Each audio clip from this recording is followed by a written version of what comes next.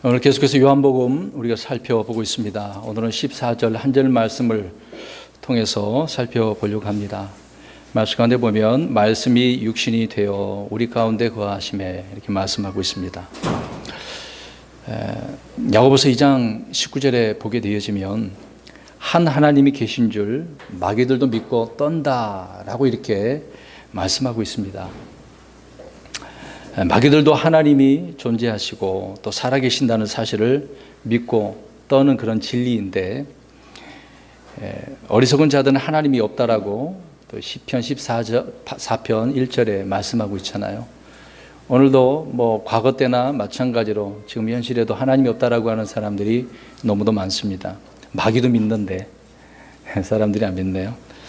하나님이 없다고 하는 자들은 빛으로 나오기를 싫어한다고 말씀하고 있죠. 또 일부러 믿지 않으려고 한다고 성경은 말씀을 하고 있습니다. 그렇기 때문에 하나님을 그들이 거들떠 보겠습니까?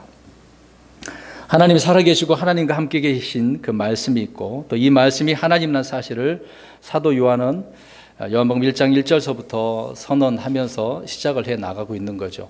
진정한 참 하나님이 누구신가를 요한은 하나씩 우리에게 설명을 해주고 또 선포하고 있다라고 하는 것입니다. 성경의 모든 진리는 말씀이 하나님이시다라고 하는 이 토대 위에 있는 것을 우리가 알 수 있는데요. 이 사실은 하나님의 계시로만 알 수 있는 진리의 지식일 것입니다. 이 진리의 지식이 아무에게 또 주어지는 것도 아니겠죠. 믿는 자들에게 이 하나님의 진리 지식, 이 하나님의 계시가 주어지지 않겠습니까? 여러분, 마귀가 결코 인정하고 싶지 않은 진리가 우리 처음 서론 때서도 말씀드렸습니다만은 예수님이 하나님이라는 사실을, 이 마귀는 이거를 거부하고 있어. 그래서 계속적으로 공격하고 있다는 거죠. 분명히 말씀은 하나님이시다라고 하는 이런 진리인 것입니다. 마귀가 세상 사람들의 마음을 가려서 말씀이 하나님이라는 사실을 인식하지 못하게 하고 있는 지금 이 시대를 볼 수가 있습니다. 그래서 마귀는 사람들에게 어떤 사상, 이념을 불어넣어주는 거죠. 또한 감정적으로 또 다른 것을 의지하게 할 뿐 아니라 마귀로부터 오는 힘, 이 포스라고 하잖아요. 그게 이제 마귀로부터 오는 것인데 하나님을 그래서 인식하지 못하게 하고 있는 것입니다. 이런 문제로 사람들은 마귀로부터 오는 것들을 하나님으로부터 오는 것인 줄 그렇게 착각하는 경향이 너무도 많습니다. 교회 안에서도 마귀로부터 온 것인데 하나님께 준 것인 것처럼 착각하는 부분이 많이 있어요. 그런 분들이 있습니다. 세상은 순행을 하지 않죠. 역행을 합니다. 하나님이 말씀하신 그 반대의 길로 가는 것이 이 세상의 길이 아니겠습니까? 또 하나님으로부터 시작을 해야 되는데 하나님부터 시작이 아니라 마귀로부터 시작을 하려고 하는 부분이 되겠죠. 그래서 항상 하나님과 반대되는 역행을 하게 되어집니다. 그래서 성경에도 역행하지 말라고 말씀한 부분이 있는 거죠. 진리에 대해서 역행하는 부분을 우리가 볼 수가 있습니다. 여러분, 하나님은 사랑이시죠? 사랑은 그러면 사랑이 하나님이십니까? 예, 아니죠.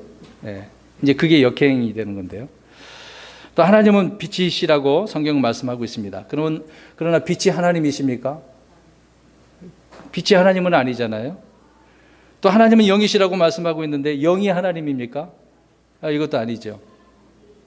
이런 것들은 하나님의 속성을 말하고 있는 것인데 반대인 것이 하나님이다라고 할 수가 없다라고 하는 부분입니다. 그런데 유일하게 이제 반대되는 것이 진리인 것이 하나 있어요. 오늘 우리가 읽은 말씀입니다. 하나님께서는 말씀이시고 말씀이 또한 하나님이라는 사실이죠.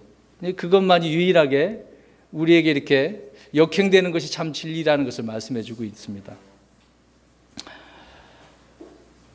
자, 하나님은 말씀이시다라는 말씀은 말씀이신 예수 그리스도의 그 본질, 주님의 그 신분과 정체성을 계시해 주고 있는 말씀이죠. 여러분, 하나님은 말씀이시고 말씀은 또 예수 그리스도다라고 하는 이런 기초 위에 서 있지 않는다고 한다면 그 사람이 가지고 있는 이런 지식들은 하나의 철학, 종교적인 그런 것이 아니겠습니까? 이것은 참된 믿음이 될 수가 없는 것입니다. 우리는 사도 요한이 처음부터 말씀이 하나님이고 하나님이 말씀이고 그분이 예수님이라는 것을 말씀해 주고 있기 때문이죠. 이것이 진리입니다.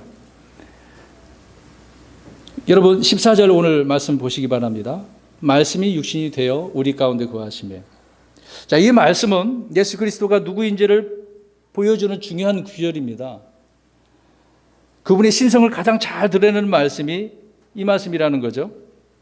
곧 하나님이 뭐가 되셨다는 거예요? 사람이 육체가 되셨다라고 지금 말씀을 해주고 있습니다. 말씀이 육신이 됐다고 하니까요. 불신자들은 어떤 수련과 고행을 겪어서 또 금욕과 깨달음을 통해서 인간이 뭐가 되려고 합니까?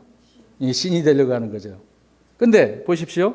그들은 그렇게 하게 됐지만 신이 인간이 될 수 있다고는 상상도 그들이 하겠습니까? 자기들이 노력해서 신이 되려고 하지만은 신이 인간이 된다라고 하는 부분. 지금 오늘 예수님은 이런 분으로 우리에게 지금 오신 것이지 않습니까?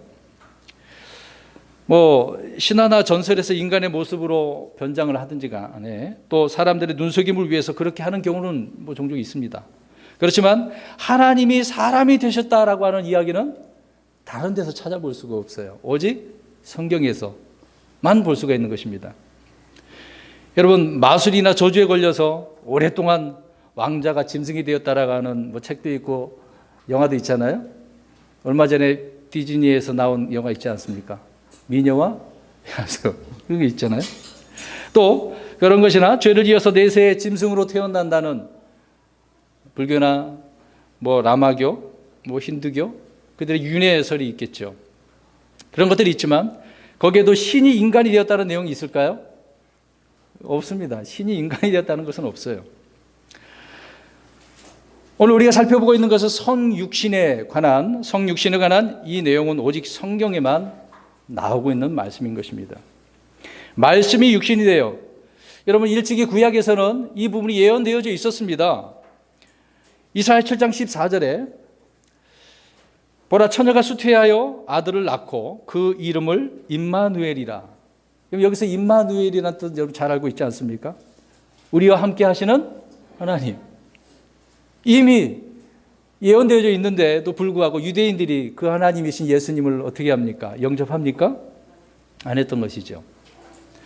사도 바울은 논쟁의 여지가 없이 하나님의 성품의 신비는 위대하도다, 하나님께서 육체 안에 나타나시고 라고 디모데전서 3장 16절에 말씀을 하고 있습니다. 논쟁의 여지가 없어요.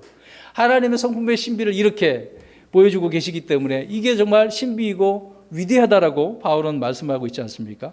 그래서 하나님께서 육신이 되셨다라고 하는 이 사실은 예수 그리스도께서 하나님이시라는 증거라는 말씀이라는 것을 알 수 있겠죠. 그래서 이 사실을 믿을 때 그 사람에게는 구원이 임하게 되어지는 것입니다.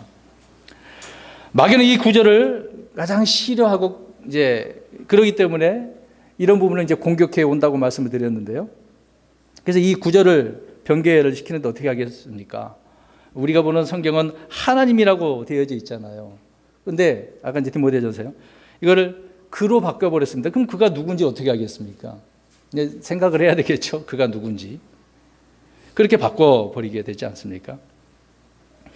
주님은 성령에 의해서 잉태되셨고 여자에게서 나시고 육신이 되셨다라고 우리가 보는 올바른 성경에서는 분명하게 말씀을 하고 있는 거죠. 그러면 하나님은 왜 말씀이신 예수 그리스도 육신을 입고 인간이 되게 하셨는가? 성육신하게 하셨는가? 그것을 몇 가지 우리가 쭉 살펴보려고 합니다. 내용이 좀 많습니다. 오늘 좀 찾아보셔야 되는데요. 첫 번째로 로마서 8장 3절 보십시오. 또 그 구절 아까 요한일서 3장 5절인데요.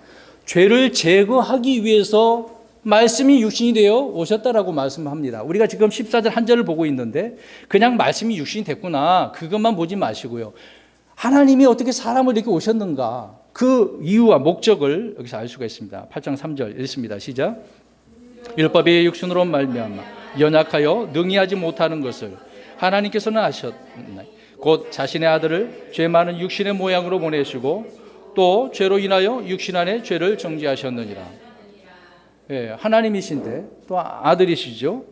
그분을 죄 많은 육신의 모양으로, 참 육신을 오셨다 할지라도 죄는 없으신 분이 우리 주님 아니십니까?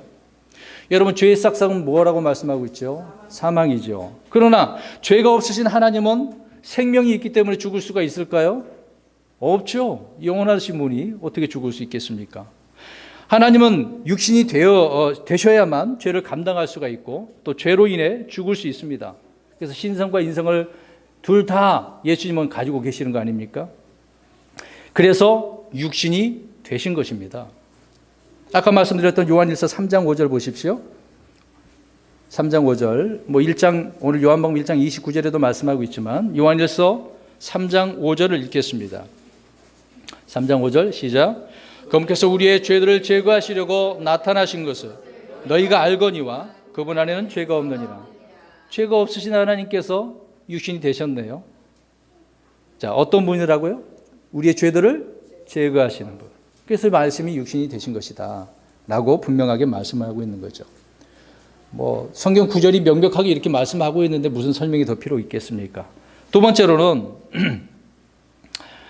갈라디아서 4장 4절 펴시고 들으시기 바랍니다. 주님께서는 그렇게 이 말씀이 육신이 되신 것은 율법을 성취하기 위해서 그렇게 하신 것이다. 이미 오래전서부터 이 말씀을 주님께서 예언해 주고 있기 때문에 그 말씀을 성취하시는 거죠. 그래서 하나님은 전능하시기 때문에 마귀를 멸하시고 또 죄를 없애는 것이 전혀 어렵지 않으신 그런 분이시죠. 그런데 여러분, 일방적으로 그 사랑과 공의를 무시해버리면 서로 모순이 되는 거 아니겠습니까? 죄를 일방적으로 용서하면 사랑과 공의가 무너지는 거잖아요. 잘못했기 때문에 공의를 집행하는 거죠. 또 공의를 주 앞에 구하며 주님께 공의를 베풀어 주시는 거고 사랑을 주시는 거죠. 이 둘을 모순 없이 해결하시는 하나님의 방법이 바로 성육신 이것이다. 자, 읽습니다. 갈라디아서 4장 4절 시작.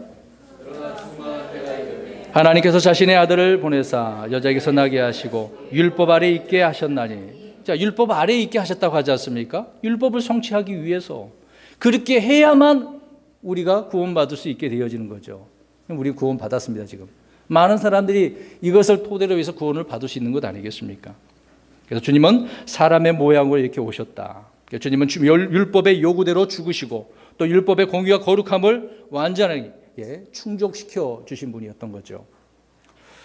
또 동시에 우리를 향한 하나님의 사랑과 공의를 나타내셨다라고 빌립보서 2장 7절 8절에 말씀하고 있습니다. 제가 읽겠습니다. 스스로 무명한 자가 되사 자기 위에 종의 형체를 취하시고 사람의 모습이 되셨으며 사람의 모양으로 나타나사 자기를 낮추시고 죽기까지 순종하셨으니 곧 십자가에 죽으심이라. 이렇게 주님께서는 말씀을 성취하셨던 거죠. 이게 성육신의 목적입니다. 죽으실 수 없는 주님께서 죽으시기 위해서 전능하시고 또 거룩하신 하나님께 종의 형체, 사람의 모양으로 그렇게 되신 것이죠. 자, 세 번째입니다. 말씀이 육신이 되신 그 한 가지 또 이유가 마귀와 관련되어 이제 있기 때문에 그렇습니다. 이 말씀은 요한일서 3장 8절인데요. 여기도 제가 읽겠습니다. 죄를 범하는 자는 마귀에게 속하나니. 누구에게 속합니까? 죄를 범하면 마귀에 속한 거예요. 또 마귀는 처음부터 죄를 짓느니라. 하나님의 아들이 나타나신 목적은 이것이니 곧 그분께서 마귀의 일들을 멸하시는 것이라. 우리 주님께서는 이렇게 육신으로 오신 이유가 마귀에 관련돼서 마귀를 어떻게 하려고요? 네, 마귀와 또 그 일들을 멸하시려고. 그래서 말씀이 육신이 되심으로 인해서 죽음의 권능을 가진 자 이 마귀를 멸하신다라고 말씀합니다. 그렇기 때문에 저와 여러분에게 더 이상 죽음이 있겠습니까? 없죠. 사망은 우리에게 있지 않습니다. 영원한 생명이 우리에게 있는 거죠. 여러분, 이 생명으로 날마다 살고 계십니까? 예, 이제 곧 있으면 머지않아 이게 이제 집행되어질 것인데 이것이 우리에게 있기 때문에 날마다 소망이 더욱더 넘치는 것이 되겠죠. 하나님께서 마귀를 멸하시는 방법은 뭐 육신적인 일반적으로 뭐 불이나 칼로 되겠습니까? 그런 것이 아니죠. 자신의 죽음을 통해서 멸하시는 거예요. 희한하지 않습니까? 세상은 막 무기 만들어 갖고 뭐 칼이든 총이든 대포든 뭐 쏴서 하겠죠. 그러니까 주님은 자신의 죽으심으로, 야, 이 사람들이 생각하지 않는 방법을 하나님께서 사용하시는 거죠. 감히 어떤 종교가 그렇게 하겠습니까? 다른 데서는 알 수가 없어요.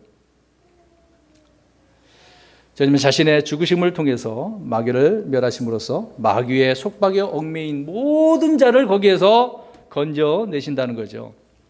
만약 마귀를 전능하신 능력으로 쓸어버린다면 마귀에게 속한 자들 역시 다 어떻게 되겠습니까? 그냥 한 번에 그렇게 해버린다면 모두 다 죽는 거죠. 지옥이나 나중에 불어서 들어가야 돼요. 히브리서 2장 14절 16절에 그런즉 자녀들은 살과 피에 참여한 자들이므로 그분도 마찬가지로 같은 것의 일부를 취하셨으니 이것은 그분께서 죽음을 통해 죽음의 권능을 가진 자 곧 마귀를 멸하시고 또 죽음을 두려워하여 평생도록 속박에 얽매인 자들을 건져내려 하심이라. 얼마나 감사합니까? 저와 여러분이 이렇게 건져냄을 받은 줄 믿습니다. 그래서 말씀이 육신되었다는 사실이 놀라운 사실이죠. 그냥 읽고 지나갈 문제가 아니란 말입니다. 말씀이신 하나님께서 육신을 입으심으로써 마귀는 주님을 시험하기도 하죠. 유혹하기도 하고 위협하기도 하고 온갖 모욕과 수치를 줍니다. 십자가에서 그냥 다 벗겨놓고 죽이는, 얼마나 그 십자가의 수치가 드러나겠습니까? 심지어 채찍으로 때리고 십자가에 못 박아서 이제 죽이기까지 하지 않았어요. 그럴 때 마귀는 어떻게 했습니까? 자기가 이제 예수를 죽였다고 생각해서 자기는 승리하고 막 기쁨이 넘쳤을지도 모릅니다. 그런 내용은 없지만 자기는 승리했다고 하겠지만 오히려 누가 이기셨어요? 우리 예수님이, 우리 주님이 이기시지 않았습니까? 여러분, 십자가는 하나님의 지혜이고 하나님의 능력이라고 말씀하고 있습니다. 이 십자가의 능력을 믿습니까? 놀라운 사실이죠. 그래서 우리는 십자가를 계속해서 생각할 수밖에 없어요. 그걸 생각한다고 해서 옥상에다가 십자가 답을 만들 필요는 없지만 늘 이 십자가, 저와 여러분의 마음속에 이 십자가가 아주 그냥 철필로 새긴 것처럼 잘 새겨져 있는 줄 믿습니다. 그래서 십자가는 지혜이고 하나님의 능력입니다. 이 십자가가 세상 사람들은 어리석게 보일지도 모릅니다. 세상이 결코 이 지혜를 알지 못하기 때문에 그러겠죠. 마귀 역시 십자가에 숨겨진 하나님의 지혜를 결코 알 수가 없어요. 어떻게 알았겠어요?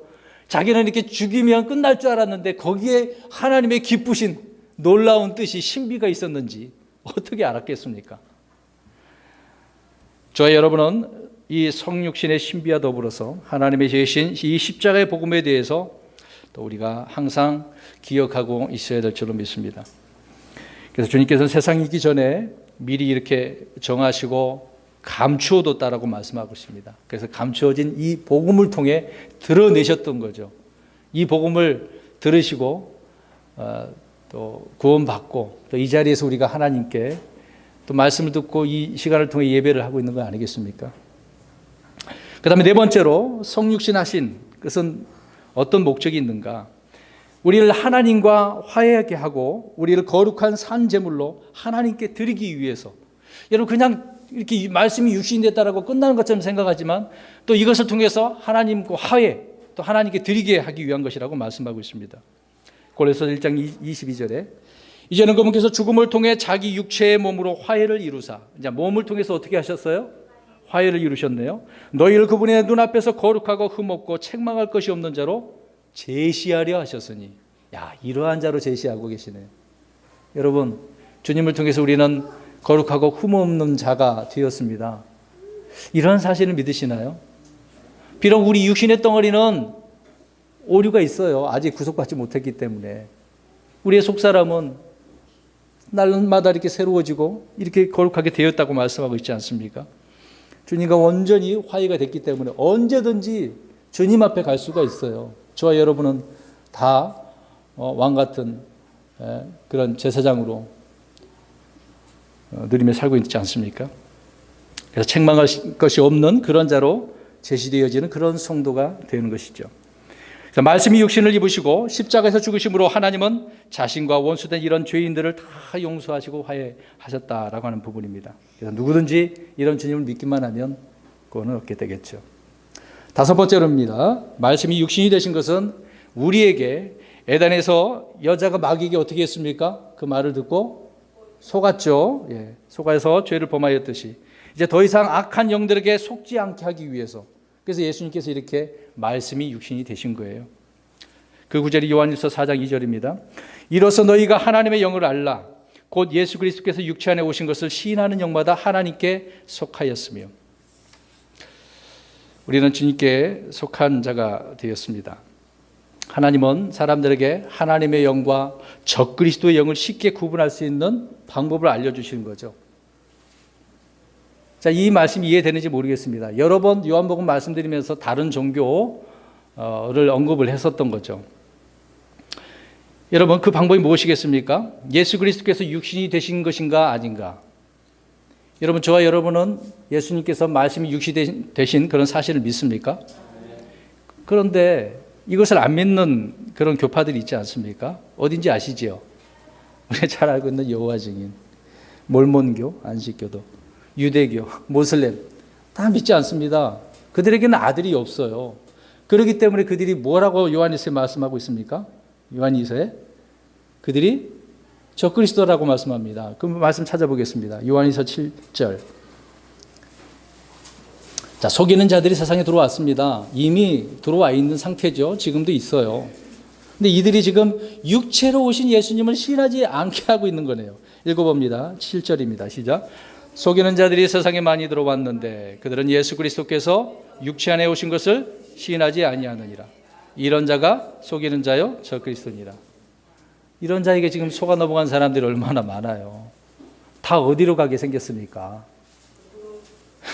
지옥과 불옷에 들어가게 생겼으니 좀 답답하죠. 그들과 얘기해도 뭐 아들이 없는데 무슨 이야기를 하겠어요. 그들을 적그리스도라고 이야기하는데 육체로 오신 이 사실이 얼마나 우리에게 중요한가를 말씀해주고 있습니다. 근데 안 믿는다니까요. 성경이 이렇게 말씀해주고 증언해주고 있는데요. 그냥 이 구절이 믿어진다고 한다면 아, 말씀이 육시 되셨구나. 얼마나 마음속에 깊이 새겨지겠습니까? 여섯 번째로 말씀이 육신이 되신 것은 우리를 섬기기 위해서 그렇게 오셨다라고 말씀합니다. 마가복음 10장 45절입니다. 사람의 아들은 섬김을 받으러 오지 아니하고 도리어 섬기며 자기 생명을 많은 사람의 대속물로 주려고 왔느니라. 대속물로 주셔서 섬기려고 하시네요. 근데 이것을 좀 생각해 보면 주님은 우리를 이렇게 섬기셨는데요. 우리는 얼마나 주님을 섬기고 있는가 한번 반대로 한번 생각해 보았으면 좋겠습니다. 날마다 우리가 주님을 섬긴다라고 할 때 어떻게 하는 것이 섬기는 것일까? 뭐 어떤 일도 안 하고 예배하고 찬송하고 기도만 하고 있으면 그게 섬기는 것일까? 우리가 좀 고민을 해서 주님께서 이렇게 섬기러 오신 분이신데 우리는 주님을 어떻게 섬겨야 할지 또 말씀 가운데 온전히 서서 주님을 바르게 섬기는 저와 여러분이 됐으면 좋겠습니다. 여러 몇 개가 더 있기 때문에요. 일곱 번째로 육신을 입고 오신 것은 하나님 아버지를 계시해 주기 위해서 자신을 통해서 아버지가 누군가를 알려주시기 위해서 그렇게 하셨다라고 말씀을 하고 있습니다. 요한복음 14장 9절에 예수님께서 그에게 이르시되 빌립아 내가 이렇게 오랫동안 너희와 함께 있었으되 내가 아직도 나를 알지 못하느냐 나를 본 자는 아버지를 보았거늘 어찌하여 아버지를 보여주소서 하느냐. 예수님을 보면 누구를 본 거예요? 아버지를 본 거예요. 자신이 누군가를 다 알려줄 뿐더러 아버지가 누군가를 또 계시해 준 거 아니겠습니까? 내가 이렇게 왔는데 옆에서 보고서도 몰라보는 거죠. 우리가 주님을 몰라보면 이거 큰 문제 아닙니까? 우리 여기 이제 부부가 좀 있는데 옆에 내 아내고 남편인지도 몰라보면 어떻게 해요? 이거 이상하네? 네? 그렇게 볼 수도 있겠죠. 우리가 알아봐야 되는 거 아니겠습니까? 네, 그래서 예수님은 아버지를 계시해 주기 위해서 육신을 입고 오셨다라고 말씀합니다. 다른 구절 찾지 않습니다. 여덟 번째로 말씀이 육신이 되시고 우리 가운데 거하신 것은 예수님께서는 하나님의 뜻을 행하기 위해서 그렇게 오셨다라고 말씀합니다. 주님의 아버지의 뜻이 그냥 말씀만 선포된 게 아니라 그대로 아들 되신 예수님께서 말씀이 육신이 되신 가운데 다 이루신 것 아니겠습니까? 요한복음 6장 38절에 나는 내 뜻을 행하려고 하늘로부터 내려오지 아니하고 나를 보내신 분의 뜻을 행하려고 왔느니라. 아버지 뜻을 행하려고. 예수님은 조금 더 자기의 생각과 자기의 뜻을 생각하고 판단하고 행하지 않으셨다는 거죠. 처음부터 끝까지 죽기까지 누구의 뜻을요? 아버지의 뜻을. 그러니까 성경대로 그대로 다 성취한 것 아니겠습니까? 이게 성육신의 목적입니다. 저와 여러분은 생각해 보십시오. 자, 우리 주님은 자신의 거처인 하늘의 왕자가 아니라 육신을 입으시고 우리 가운데 거하셨습니다. 자, 우리 가운데 거했어요. 거하다는 말을 생각해 보세요. 이 거하다라고 하는 뜻이 물론 뭐 히브리어의 단어를 좀 살펴봤는데 장막을 치다라고 하는 겁니다. 왜 그 장막에서 하나님이 함께 하시는 거 아닙니까? 그래서 주님의 탄생을 유대인들의 뭐 장막절 절기와 연관을 짓죠. 뭐 그런 절기도 다 의미가 있습니다. 여러분, 주님은 어디에 계시다고요? 우리 가운데. 장막이 아니라 우리 가운데, 내 안에 계시는 거죠. 그런데요, 생각해 보십시다. 이제 몇 가지 말씀드립니다. 그럼 주님이 자기 안에 계신 줄 알지 못하면 어떠한 자가 되겠습니까? 여러분, 인식하고 있어야 돼요. 주님이 우리 예수 그리스도 믿으면 다 내 안에 계시잖아요. 근데 이러한 사실을 알지 못하고 있는 사람은 어떤 사람이겠습니까? 고린도후서 13장 5절 보십시오. 그 사람은 버림받은 사람이에요. 지금 이 말씀을 찾아보면서 우리가 좀 확신 가운데 걸었으면 좋겠습니다.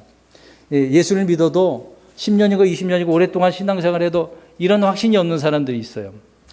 자, 고린도후서 13장 5절. 13장 5절입니다. 시작. 너희가 믿음 안에 있는지 너희 자신을 살펴보고 너희 자신을 입증하라. 예수 그리스도께서 너희 안에 계시는 줄 너희가 스스로 알지 못하느냐? 그렇지 않으면 너희는 놀라운 말씀을 하고 있네요. 이제 고린도 교회에 문제가 많았잖아요. 바울이 볼 때, 야, 너희 안에 예수님이 계셔, 하나님이 계셔. 너 알지 못하냐? 근데 없으면은 버림받은 자, 구원받은 사람이 아니야. 저 여러분에게 예수님이 거하신 줄 믿습니다. 네. 근데 거기는 없네요.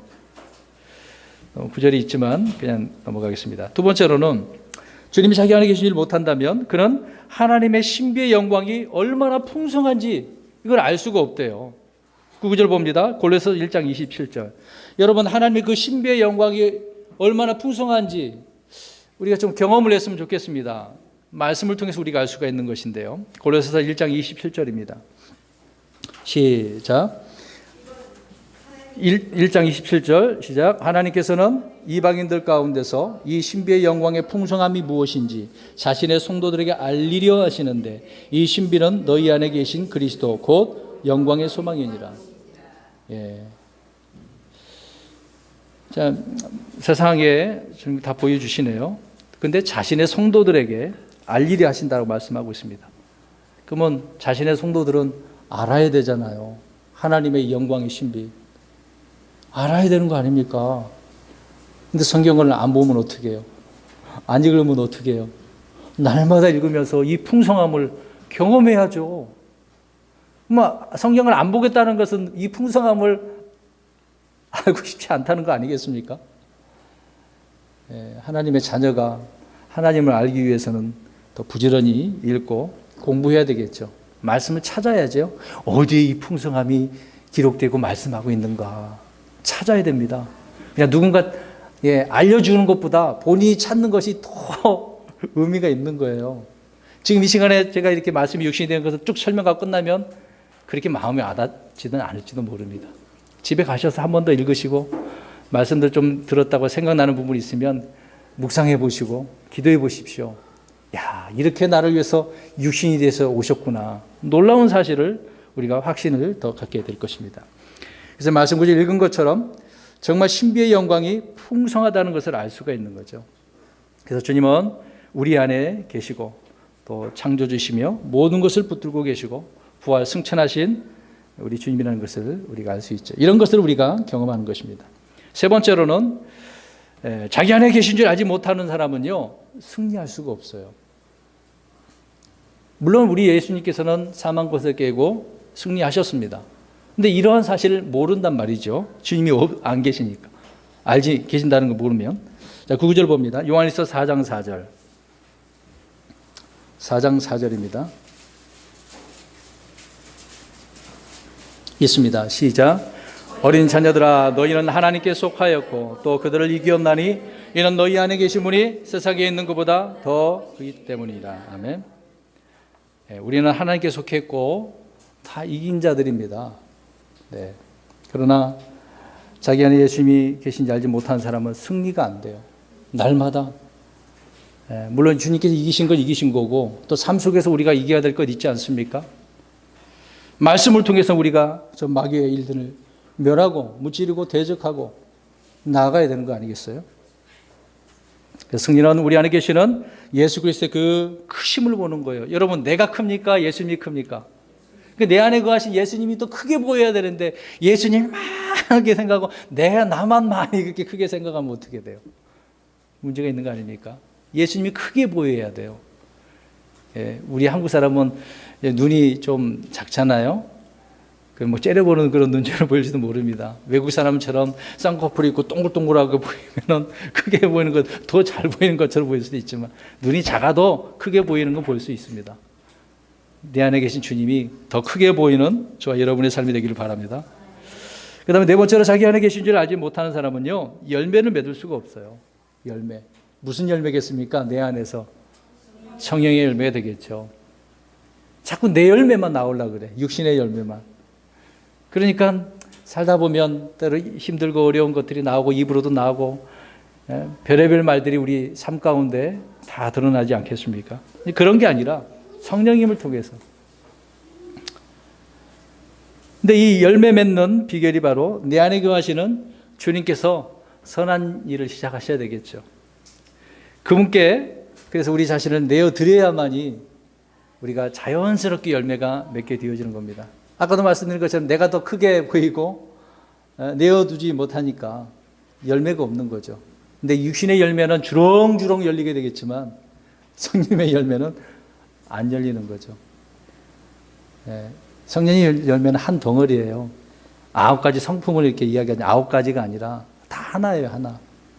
이런 것들이 주렁주렁 열려야 되는 거 아닙니까?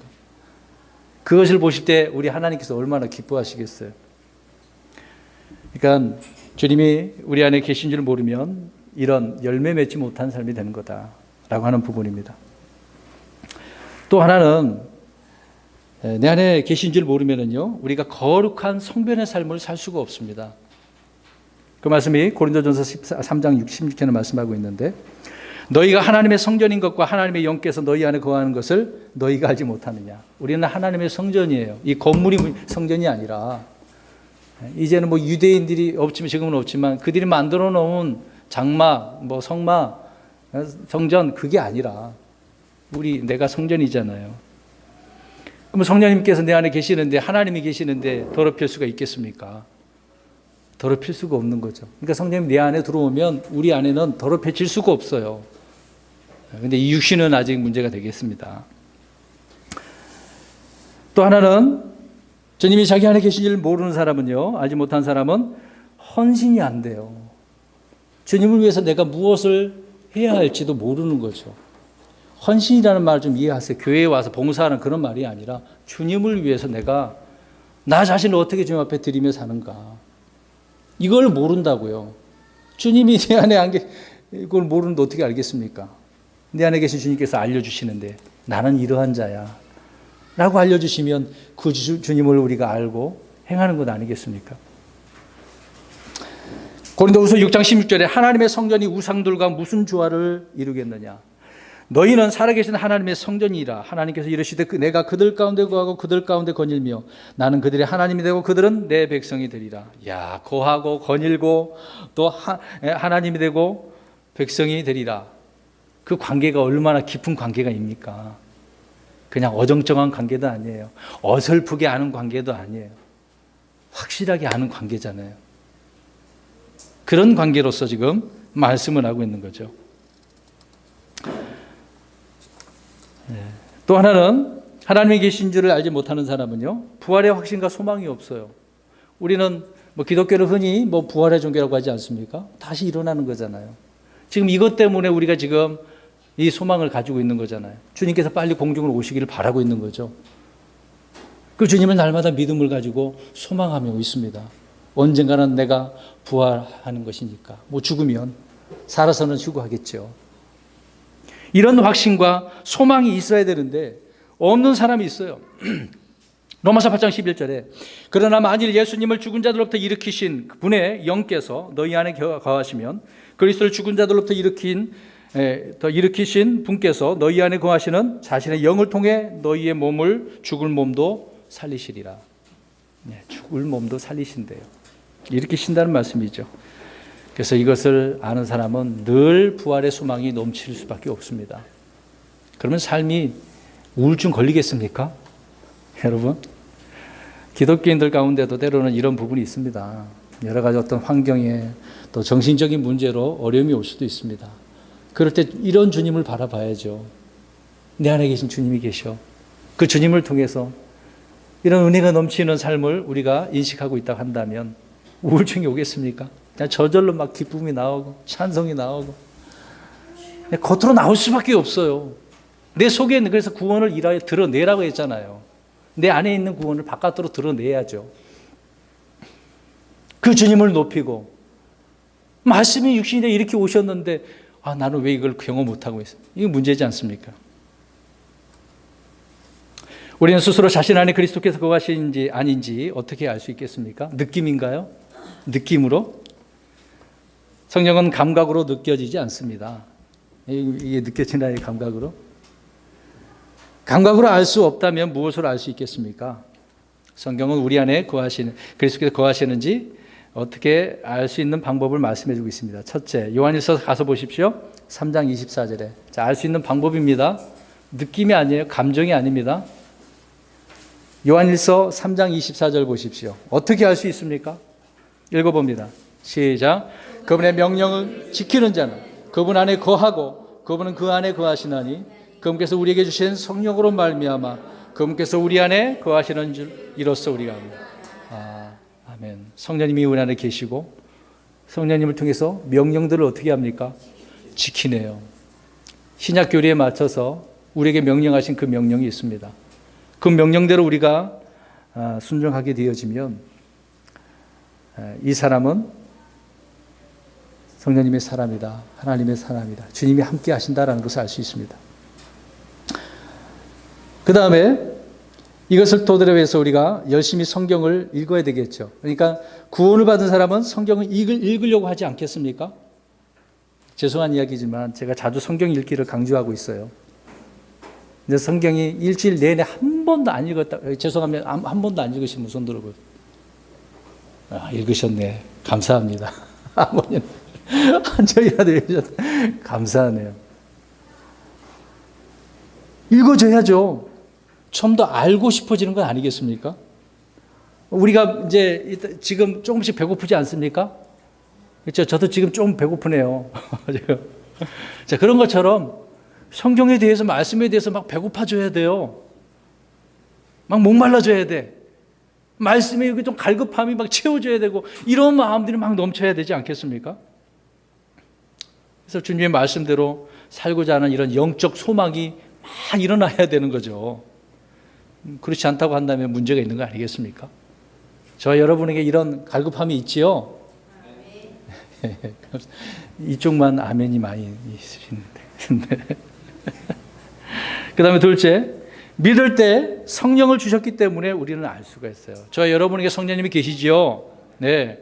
요한일서 4장 13절에 그분께서 자신의 영으로부터 우리에게 주셨으므로 우리가 그분 안에 거하고 그분께서 우리 안에 거하시는 줄을 우리가 안다. 감사하죠. 그래서 성령님을 통해서 알 수가 있고 또 성령님 우리 안에 들어와서 도장 콱 인쳤다고 봉인했다고 말씀하고 있지 않습니까? 세 번째로 우리는 하나님의 사랑 안에 거할 때 우리는 주님 안에 거한다는 사실을 알 수 있습니다. 자, 사랑입니다. 한번 여쭤볼게요. 일단 요한일서 4장 16절 찾으시고요. 여러분 다른 사람들에게 사랑을 우리가 보여주고 줘야 되는 것 아니겠습니까? 근데 내게 있어야만 돼요. 사랑이 없는데 사랑을 줄 수 있습니까? 그렇죠? 내가 사랑할 수 없다라고 하는 것은 내가 뭐것이 없는 거예요? 사랑이 없으니까 못하는 거죠. 사랑이 있으면 하는 거죠. 사랑이 없으니까 안 되는 거예요. 일단 보겠습니다. 요한일서 4장 16절에 시작. 우리를 향해 하나님이 가지고 계신 사랑을 우리가 알았고 또 믿었나니 하나님은 사랑이시므로 사랑 안에 거하는 자는 하나님 안에 거하고 하나님께서도 그 안에 거하시느니라. 네. 이 사랑 안에 우리가 이렇게 거하네요. 주님도 우리도. 그런 관계. 그러면 우리는 다 지체들인데 이런 사랑이 옆 사람 한번 쳐다보십시오. 지금 피곤하고 지쳐있는 분들도 있을 텐데 쳐다보세요. 사랑스러워 보이십니까? 옆에 분이 사랑스러워 보여야 되잖아요. 근데 약간 미움이 있어. 이 사람 뭐지? 부담이 있으면 안 돼요. 내 안에 주님이 계신 걸 이런 사랑을 통해서, 하나님의 사랑을 통해서 알 수 있다고 하는데, 그러니까 사랑이 없으면 판단만 하고 지적질이나 하고 그렇게 보일 거 아닙니까? 그런 마음 갖지 말자고요. 하나님이 이 십자가를 통해서 우리를 향한 사랑을 그래서 이렇게 확증시켜 주셨습니다. 그래서 이 사랑 안에 거할 때 우리는 하나님께서 우리 안에 거하신다는 사실을 알게 되어지는 거죠. 예, 맞습니다. 그 다음에 다음 구절을 더 봅니다. 오늘 14절입니다. 예, 24절 그대로 보시니까 사도 요한은요, 예수님을 직접 보았죠. 또 영광을 보았고, 또 이러한 여러 차례 이 사실들을 강조했습니다. 예. 그래서 요한일서 1절 보면은 처음부터 계셨던 그것 즉 생명의 말씀에 관하여는 우리가 들었고 우리 눈으로 보았으며 자세히 살펴보았고 우리 손으로 만졌다. 얼마나 확실해요. 이보다 더 정확한 게 어디 있어요. 요한은 확실히 아는 거죠. 이건 꾸며낸 사실이 아니라는 것입니다. 요한은 여러 차례 주님의 이 영광을 목격했지만 가장 결정적인 것이라고 한다면 무엇일까요? 변화산에서 주님이 변화된 그런 모습이 아닐까 생각되었습니다. 또 그 다음에 예수님께 죽었는데 다시 부활하셨. 이걸 다 봤다고요. 도마에게 야, 내 손 만져봐 하는 것처럼 뭐 다른 자는 안 만져봤겠습니까? 물론 확신이 있었겠지만 어떤 이적과 표적의 현장에서 다 이걸 영광을 봤어요. 요한은요. 죽은 사람을 살릴 때도 요한은 주님과 동행했죠. 그 현장에 있었지 않습니까? 주님이 드러내신 그 영광은 인간이 드러낼 수 있는 그 어떤 다른 종교가 비교가 안 되죠. 어떤 인간이 그렇게 할 수가 있겠습니까? 주님만이 하실 수 있는 거겠죠. 오늘 14절에 우리가 그분의 영광을 보니 아버지의 독생하신 분의 영광이라고 그랬어요. 그 영광. 야, 사도 요한은 이 말씀을 통해서 이렇게 기록을 해놓고 있으니 주님의 영광이 무엇인지 우리는 알아야 되는 거 아닙니까? 요한은 다 봤으니까. 근데 저와 여러분은 못 봤네요. 어떻게 보셨습니까? 말씀 통해서, 믿음을 통해서. 뭐 2000년 전에 우리가 어떻게 이걸 알아요? 근데 믿어지네요? 할렐루야잖아요. 할렐루야. 믿어지십니까? 이 독생하신 분의 영광. 그냥 구절만 읽고 지나가지 마시라고요. 아버지의 독생하신 분이란 독생자, 즉 하나님이시란 말씀이죠. 주님 보여주시는 어떤 영광도 하나님이 아니고서는 도저히 볼 수 없는 그런 영광이었기 때문에. 그래서 주님이 행하시는 말씀 사역과 이적을 통해서 하나님의 독생하신 분의 그 영광을 보게 되어지는 거죠. 저와 여러분이 성경을 통해서 듣고 보기만 해도 이런 사역은 예수님이 하나님의 독생하신 분이 아니면 도저히 할 수 없다라는 사실을 우리가 확신할 수가 있다는 것입니다. 마지막입니다. 그 다음에 그 뒷부분을 보니까 주님이 행하신 이적과 능력의 역사는 무엇으로 마무리 짓고 있습니까? 은혜와 진리가 충만하더라. 야, 말씀이 육신이 되셨고 우리 가운데 거하시고 그분의 영광을 보니까 독생하신 분의 영광이네. 야, 이것이 은혜와 진리가 충만하구나. 아, 우리 주님은 그런 분이구나. 여러분, 은혜란 마땅히 멸망받아야 할 사람이 멸망받지 않고 건짐을 받는 거잖아요. 여러분, 어떤 조건이 필요합니까? 우리는 다 죽어야 되는 사람들이지 않습니까? 멸망받아야 될 그런 사람들이 아니었습니까? 여기 계신 분들 우리 주님이 다 건져주신 줄 믿습니다. 믿으시나요? 건짐 받았잖아요. 여러분, 노아는 물로 심판을 받아서 멸망당할 그 세상에서 건짐을 받았죠. 창세기 6장 8절에 보면 노아가 고백합니다. 또 그 말씀에 노아는 은혜를 입은 사람이라고 기록을 하고 있잖아요. 멸망받아야 되는데 특별하게 하나님께서 건져주셨으니까. 은혜와 진리가 그분 안에 이렇게 충만한 거예요. 그래서 날마다 저와 여러분이 이 은혜와 진리가 충만한 상태가 돼야 되는 거거든요. 근데 어떨 때는 이만큼 있다가 어떨 때는 많았다가 그러지 마시고 계속해서 이어져야 되잖아요. 기분에 따라서 어떨 때는 또 이러고 또 감정적으로 그렇게 하지 마시고. 은혜와 진리가 충만하다라고 하는 말씀 역시 예수님이 하나님이라는 사실을 증언하고 있는 거죠. 그분 안에 이것들이 다 있다라고 말씀합니다. 디모데전서 1장 14절에 우리 주 은혜가 그리스도 예수님 안에 있는 믿음과 사랑과 함께 넘치도록 풍성하였도다. 얼마나 풍성했는지 말씀해주고 있습니다. 말씀이 육신이 되심으로 말미암아 하나님의 은혜는 그래서 모든 사람들에게 이렇게 나타나셨던 거죠. 구원을 가져다 주시는 하나님의 은혜가 모든 사람에게 나타났다고 디도서 2장에 이렇게 말씀을 하고 있습니다. 그러면 이 은혜는 수고의 싹시일까요? 무슨 말인지 이해 못하십니까? 아니죠. 값없이 주어지는 거죠. 이것이 우리에게 있는 겁니다. 그래서 요한은 14절 한 절을 통해서 우리 구주 예수 그리스도가 누구시고 어떤 분이신지를 간결하고도 정확하게 이렇게 선포하고 있고, 또 은혜와 진리는 결코 떨어질 수 없는 그런 붙어져 있는 것이라는 것을 우리 말씀해 주고 있습니다. 여기서 마지막으로 한 가지 우리 성도 여러분들에게 말씀드리고 싶은 것은, 많은 성도들이 은혜를 받았다라고 하는 분들이 있어요. 근데 진리에 대해서 알지 못하고 진리를 배쳐가면서 은혜를 받았다고 하는 사람들이 있거든요. 뭐 자랑을 해요. 나 은혜 받았다라고.